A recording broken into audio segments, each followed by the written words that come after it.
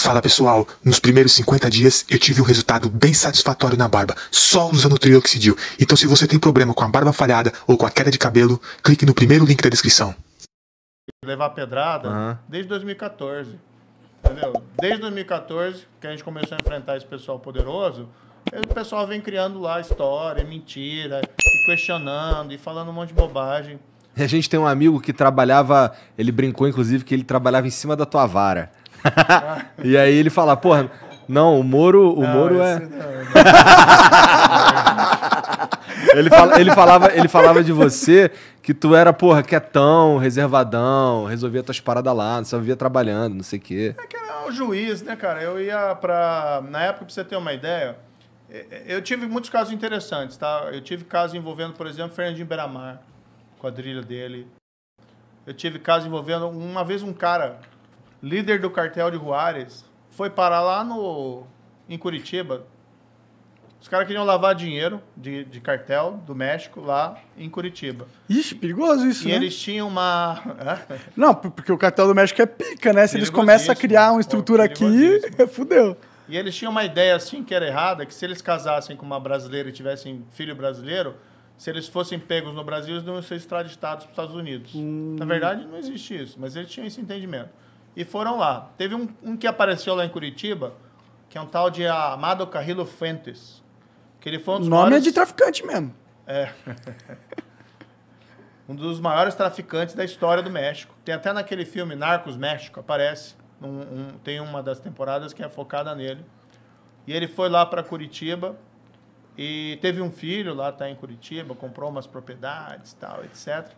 Mas o cara que depois apareceu realmente que foi preso, tal, era o braço direito dele, um outro cara. Entendi. Tá. Mas esse Amado Carrillo fez até uma história interessante, que ele teve em Curitiba em 97. Em 97 ele foi fazer uma cirurgia plástica para ficar diferente, da polícia, mas morreu na mesa. Puta que pariu. E aí ficou uma lenda que no fundo era tudo uma fraude, que ele tinha sobrevivido, mas mataram todos os médicos. Mas, assim, no final chega a conclusão que ele morreu mesmo, sabe? Mataram todos os médicos, obviamente, depois de, né? Mas aí, o que acontece, né? Chegando lá, voltando pra história, né? Caralho, imagina tu vai fazer um bagulho... Tem um médico, tu vai fazer uma cirurgia num cara desse, daí o cara morre e tu morre também, mano. É, mano, tá maluco. Caralho, cara, tá maluco. Tem que recomendar aos médicos, né? Evitar fazer... Moro está recomendando, não faça cirurgia plásticas em traficantes multinacionais. Se o cara tiver levado um tiro, você tem que atender juramento de Hipócrates, né? Mas aquelas cirurgias eletivas, sim, a bem da sua saúde e do seu bem-estar, é melhor você recusar clientes problemáticos. A não ser que você seja muito pica. E não, o cara não vai morrer. O cara não vai morrer. morrer. É melhor só não fazer, mas tudo bem, tu tava dizendo... Não, então, daí assim, poxa, eu levei tava levando um monte de pancada e tal, mas a gente tava feliz ali naquele momento, porque, veja, a gente mudou aquele quadro da impunidade brasileira. E foram 4 anos. Fala assim, mas por pouco tempo... Mas assim, 4 anos... Olha, vou te dizer assim, por exemplo, o Eduardo Cunha, que teve a condenação anulada pelo Supremo por motivo formal, ninguém nunca disse que esses caras são inocentes. Porque não tem como. Mas anularam ela por motivo formal. Mas ficou 4 anos, 3 anos preso. 4, 3, sei lá. Mas vai ter que pagar dinheiro pra esses caras agora? Não, aí é um absurdo, né? Aí tem que... Aí realmente a gente que tem que voar. Em vez dos criminosos voar pro Brasil, a gente tem que voar pra fora. Eu não duvido nada do Lula entrar com processão ali. Mas enfim, 2018. Eu tava naquele cenário. Eu tinha conhecido uns juízes italianos da Mãos Limpas. Operação Mãos Limpas foi uma grande operação anticorrupção lá na Itália, no começo da década de 90. Ficou famosa. Sim. Eles estiveram no Brasil, 3 deles, né? Davigo, Piercamillo Davigo, Gerardo Colombo e Antônio de Pietro. E todos eles me diziam mais ou menos o seguinte, olha, aquilo foi legal, foi bacana, a gente conseguiu, por um tempo, derrotar a corrupção, e depois o sistema político reagiu. E eu olhava esses caras com aquela semblante de desânimo, sabe? Às vezes ele até se culpando, pô, será que tivesse feito uma coisa diferente, talvez tivesse mudado a história, né? Mas no fundo eles não são culpados. Culpados são aqueles que reagiram e que restabeleceram o sistema da corrupção. E eu olhava aquela situação e pensava assim, puxa, eu não quero ser esses caras daqui a 10 anos. E de olhar para trás e ver, pô, Lava Jato foi ótima, mas a corrupção voltou e o sistema de impunidade também voltou. Mas ela deixou de existir? Tipo, durante esses 4 anos? Diminuiu bastante. É que a gente não tem como saber realmente, né? A Lava Jato, eu não sei se você tá por dentro, até porque tá fora disso daí há um tempo, mas ela ainda atua? Não, agora ela foi eliminada foi extinta pelo atual chefe do Ministério Público, Procurador-Geral da República, o Aras. Né? Foi extinta, que não gosta muito de tu, né? Essa história é bem interessante, cara. Muitos atribuem ao Bolsonaro uma quebra da Lava Jato, como se ele tivesse... Porque ele que pôs o Aras ali, né? Veja só, assim, né? Aí o presidente eleito, que hoje a gente vê o Bolsonaro, mas eleito lá em 2018, tem uma chance de dar certo. Eu pensei, vou lá, vou tentar evitar que tenha aquela reação. E foi esse meu objetivo. Eu aceitei. Eu não queria olhar para trás e me arrepender de não ter acolhido essa chance, entendeu?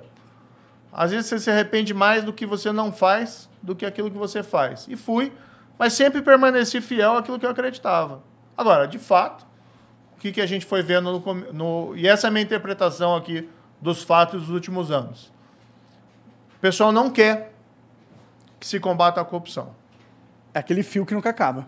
O presidente tem lá investigação, família dele rachadinha. Né? Ele tem medo também que a investigação chegue nele.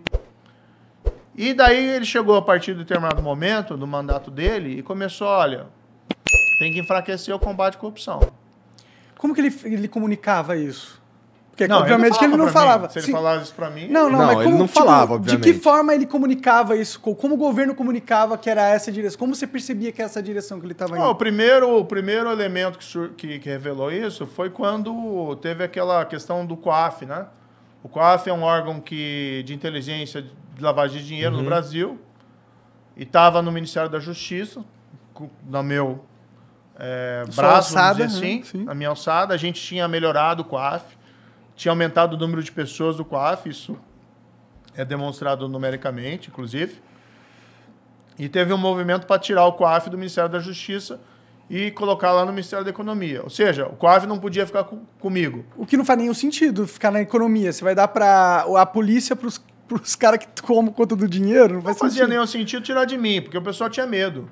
Porque sabia comigo ali não tinha esquema, não tinha negócio. Então, assim, eu nunca dirigi investigação com o ministro da Justiça. O ministro da Justiça não é o super tira, mas ele dá estrutura e tem que dar independência para o pessoal fazer o trabalho deles. Isso eu fazia. Então, o primeiro sinal foi esse. O governo trabalhou para que o COAF fosse lá para o Ministério da Economia. Tá? Depois teve uma decisão do Supremo que beneficiou lá o filho do presidente, parou uma investigação, foi uma liminar de um dos ministros. O governo também não queria que a gente...